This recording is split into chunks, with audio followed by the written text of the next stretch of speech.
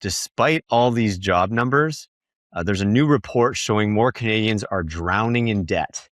There's as of Q2, 37,523 consumer insolvencies. That's the highest quarterly level since 2009. So consumer insolvencies are what? Consumer proposal and bankruptcy. Now, for those of you who don't know, Alex, can you explain to our audience what's a consumer proposal?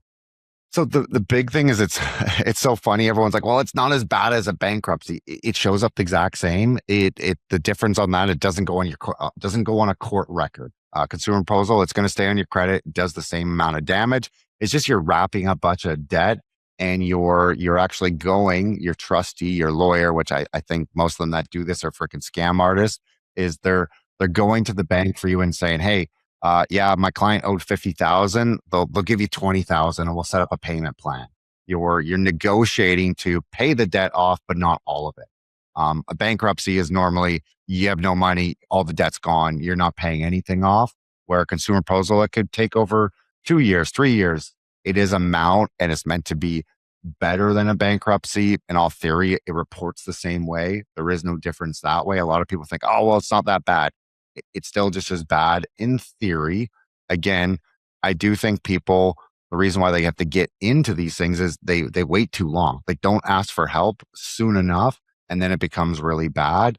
I see a lot of people that they could have asked family. You'd rather borrow from family. Doing this, it is going to affect your credit.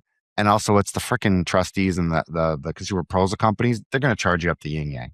It's not like a cheap thing. It's not like, oh, I get to do this for free. And again, on the legal side, well, they're also like negotiating with the creditors of like, ooh, if you get them to pay a little more, it might your costs may be actually higher.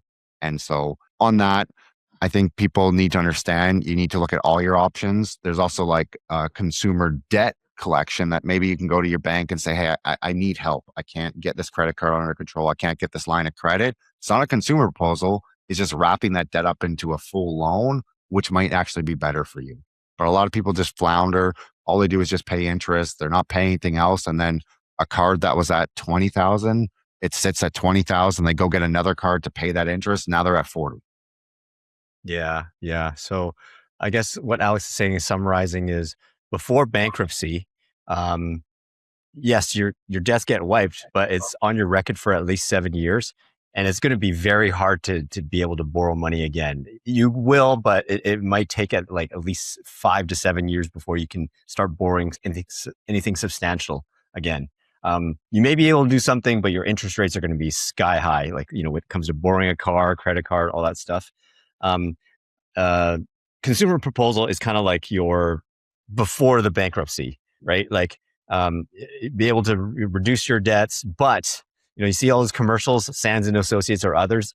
What they don't tell you is you get a consumer proposal, you pay pennies on the dollar of what you owe, but it will prevent you from borrowing for a little bit. And if you do borrow, you're kind of been knocked down a few steps. And if you do borrow, it's going to be higher rates for that period. And the goal is to get you out of it to get back into they call it the A lending, which is the best bank rates and such. So there is a kind of a step to get you out of it.